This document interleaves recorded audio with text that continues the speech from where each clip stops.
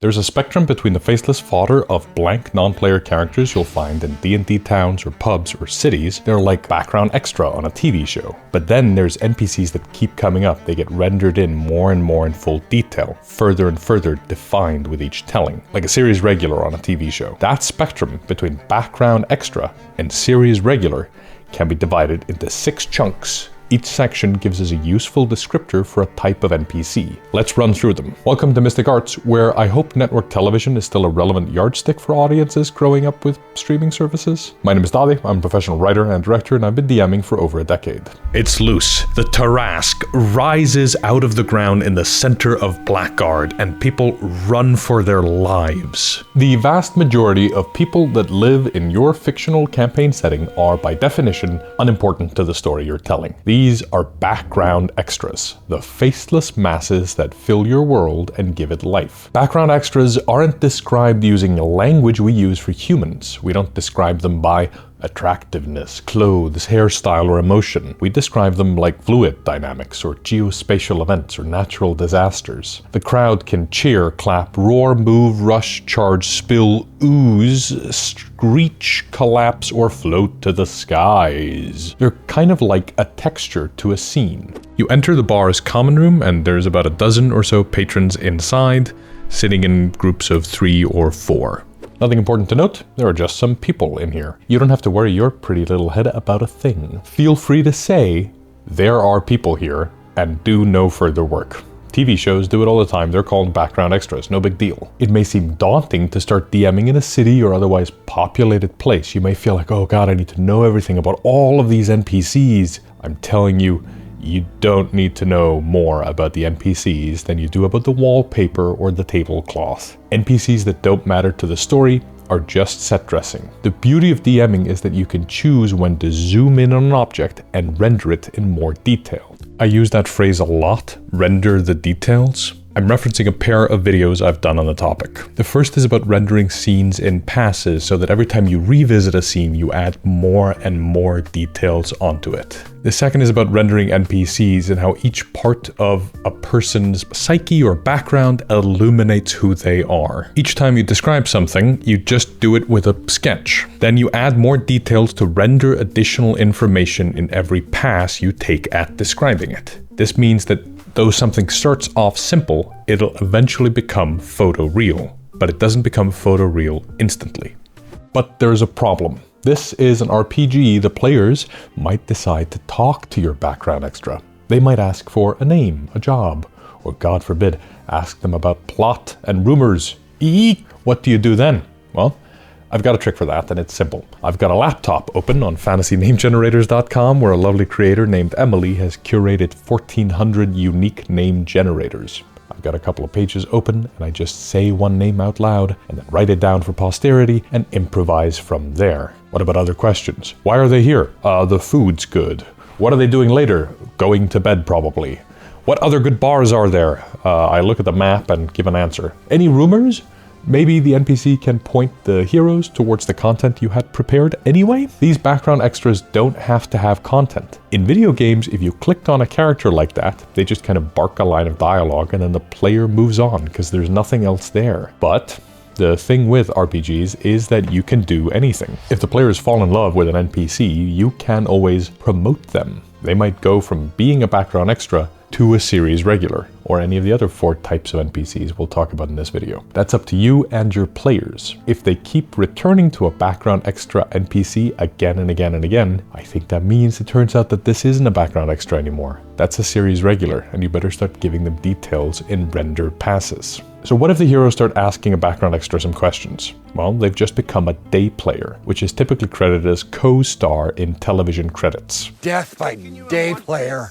This refers to an actor who's only paid to show up on set on a day-by-day basis. The rate is worked out in terms of how many days are required of the talent, or more typically, after they've done all the days, they charge them on a day-by-day basis. Doesn't matter. At your table, a day player is an NPC that is someone who's got a handful of lines and is almost guaranteed not to show up in a future scene or a future session. They don't matter in the grand scheme of things. Honestly, the idea of referring to an NPC as a day player is kind of why I I wanted to make this video. I think it perfectly encapsulates the fact that NPCs might be unimportant to the story, but they still can't be cut from the game. You need NPCs whose job it is to say the ship leaves at dawn, or you're coming with me, or whatever it is. Just because you've got an NPC deliver a line of dialogue doesn't mean you've got to know anything about the NPC. A line of dialogue merely makes them one step above a background extra, in that the one step is deciding how to deliver the line of dialogue. Like, are you doing a voice? Are you speaking in third person? Are you delivering the line with the authenticity of Daniel Day-Lewis's method acting? It's up to you.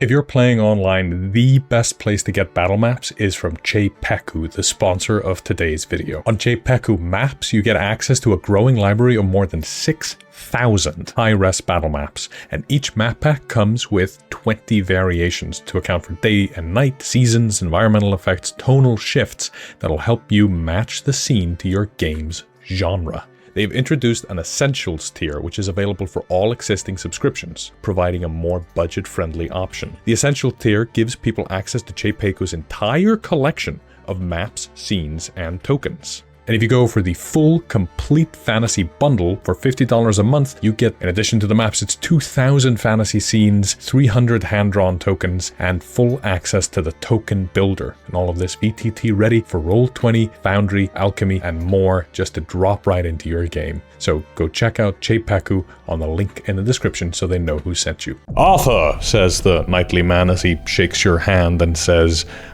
you saved my life, and I will owe you a debt.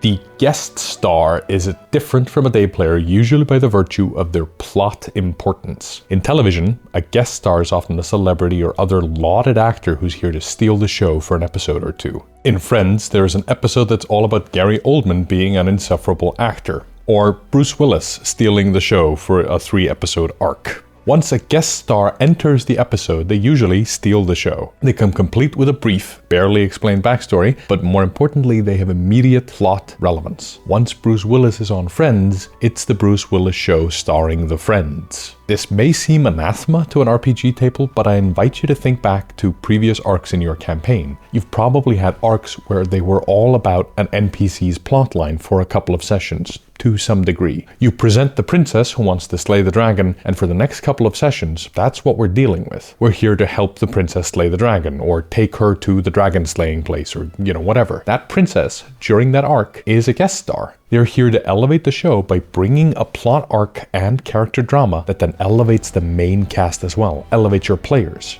Just because Bruce Willis was in those Friends episode and stealing the show, it doesn't mean we don't get some excellent Rachel Ross drama out of it. God, I have to update my references. What's a newer sitcom? Oh, Brooklyn Nine-Nine. Sterling K. Brown comes in for an episode and the whole thing just changes. He completely steals the show. Same with Lin-Manuel Miranda. That Sterling K. Brown episode highlights Peralta and Holt and puts them in a sort of buddy cop duo together, while the Lin-Manuel Miranda episodes highlight Amy Santiago. That show went off air 5 years ago. Jesus Christ, I'm old.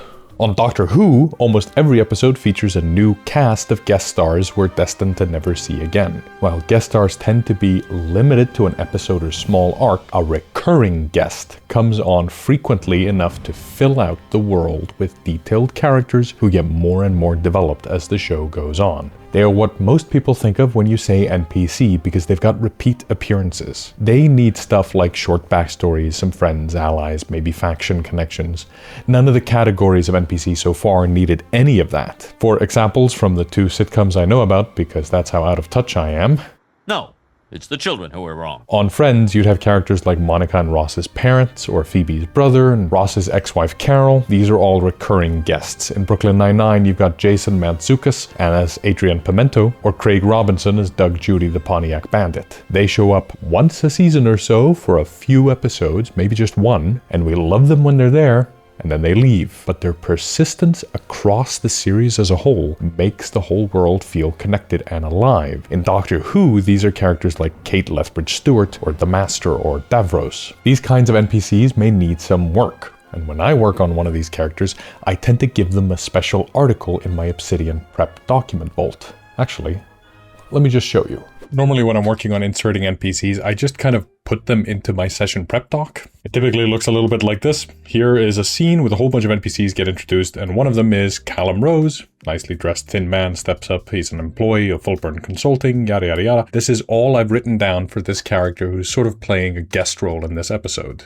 When he showed up later, he sort of got his own header and a bit more text because he was now a guest star again, but I still didn't really think of him as a recurring character. And it wasn't until session number 79 that I realized that this kind of is one of the recurring characters of the campaign and deserves their own linked article, which I can now click. And here I have him from his early life to his study in geography and geology, his stint in the Army Ranger Regiment, Full-Burn Consulting, and mission to the Elmwood, and his whole history is summarized here in one document.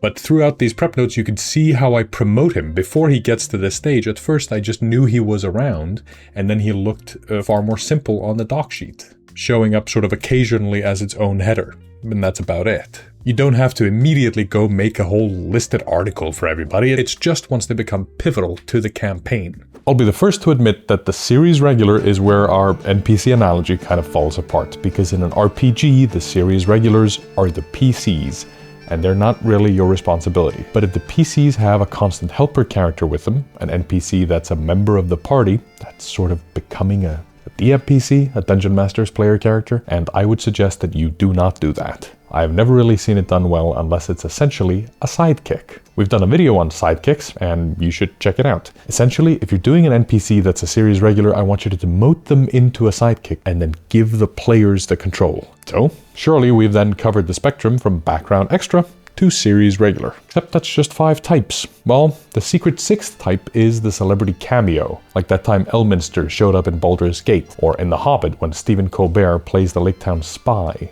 Sometimes it's fun to just insert a celebrity cameo, and you can kind of do that in RPGs. The question is, what are the celebrities in your game? Are they the gods, famous characters from official lore, player characters from previous campaigns? That's all up to you. Just remember that a cameo is only fun in, I think, 2 types. Either it's brief and funny enough that it's just a quick laugh, or it's a cameo that elevates the players. Elminster gets to show up in Baldur's Gate because this powerful wizard, the Sage of Shadowdale himself, is relying on Gale, a member of the party. It raises the stakes and tells the players, hey, it's all up to you. Not even the old mage himself can help. It's up to you. That elevates the story. And that's how I tend to think of NPCs in terms of roles on a TV show production. How important are they? Do they matter to the plot? Do they need me to work on them? Because I run games with countless NPCs, really just an obscene number of them, but the vast majority of them are just bit parts and day players. They cause me no worry at all. They just fill the world. I give them a name, maybe a silly voice, and that's about it. Now, you might not find this a useful way to measure NPCs because ultimately a guest star might be so fun that you decide to make them a recurring character, and what does the label then mean? Or maybe that one background extra you described as having a funny nose captured the hearts of the party so intensely they adopted them as a series regular, made them a sidekick. Or maybe your series regular DMPC was so self-important that the party collectively decided to demote them to background extra. Ultimately, you might find this just to be a useful lens to think about it. Or you may find that this is just adds more words to things you already understood. Whatever it is, it's up to you. Because the point of this video isn't about the categories you can sort NPCs into. I'm just trying to tell you that you don't need to work that much, especially if your work's not gonna get seen. You don't need the backstory of every guest star. You don't need a unique voice for the bit parts that the day players do. Just focus on keeping the narrative moving towards the next impactful choice and let the players guide the story. Everything else is secondary. You don't have to do so much damn work. Unless you want to, in which case, follow your excitement. But how do you know which is which? Do less work, do more work? It's experience. You keep at it until it becomes second nature, and categories like the ones I listed before, they all just become pointless as you become the expert at your own table. And that's where we'll pick it up next time. This channel is run by me and my girlfriend, and if you want to support us directly and check out our Dadi's Diaries, where you can see my prep notes and stuff, they're all up on Patreon. If you're feeling especially generous, you might like the video, comment, share, subscribe, and hit the bell to be notified when we release new videos. And until next time, keep studying the mystic arts.